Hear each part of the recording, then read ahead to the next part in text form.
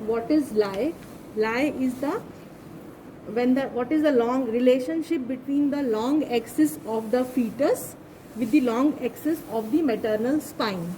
So when the fetus is in axis with the maternal spine, it is the longitudinal line. So this is the spine of the fetus and this is the spine of the mother. When they are parallel to each other, this is called as longitudinal line. Now when the head or the cephalic part is lower down, it is the cephalic. So longitudinal positions can be two. Either it can be cephalic or it can be breech. In both the conditions, the fetal spine is parallel to the maternal spine. So this is called as longitudinal line.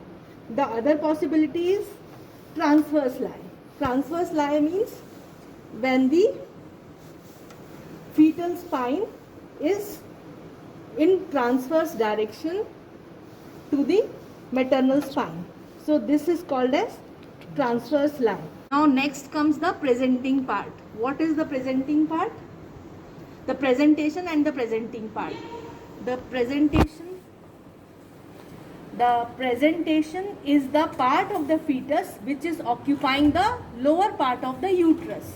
So if it is like this, what is occupying the lower part of the uterus? It is the fetal head. So it is a cephalic presentation. Whereas when it is the breech presentation, the lower part of the uterus is occupied by the breech. So it is the breech presentation. Similarly, when it is a transverse lie, the shoulder occupies the lower part of the uterine segment. So it is called as the shoulder presentation. Now, what is the difference between presentation and the presenting part? This is the broad area. Now, the part of the presentation which is first felt on PV examination through the internal os is called as presenting part. So in cephalic presentation, in a normal position, it is in a completely flexed head, it is the vertex. Vertex is the presenting part. Okay. So now what is the attitude? Attitude means attitude is the relationship of the body parts of the fetus with each other. So it is normally the fetus is said to be in the attitude of complete flexion. What does it mean? The chin is touching the chest. The head, the arms are over the chest like this. Both the legs are flexed. The knee is flexed.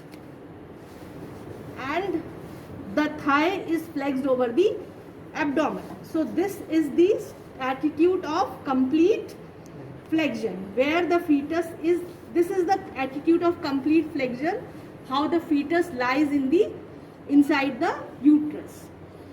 So this is attitude, and as the head deflexes, this is abnormal condition. The different diameters of presentation are there, which we will discuss as it is in the occipito-posterior position, deflexed head, face presentation, brow presentation. So this head keeps on extending. So the diameter of presentation also increases, and this makes the mechanism different from the normal mechanism. This is occipito-anterior. This is left occipito-anterior position. This is the occiput is in the anterior direction, and it is near to the on the left side of the maternal pelvis. Then it is the left occipito transverse position. Then this is the left occipito posterior position, because occiput is behind towards the sacrum. Then it is direct occipito posterior position, where the occiput is in front of the sacrum. Then it is the right occipito posterior position, where occiput is towards the right side of the maternal pelvis in the posterior side.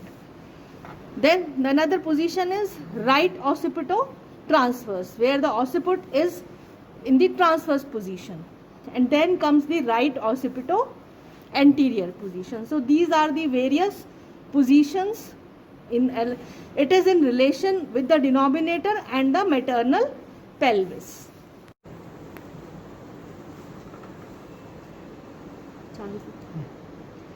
Please remember that occipito anterior position and occipito transverse position are the two common. Number one is occipito anterior position.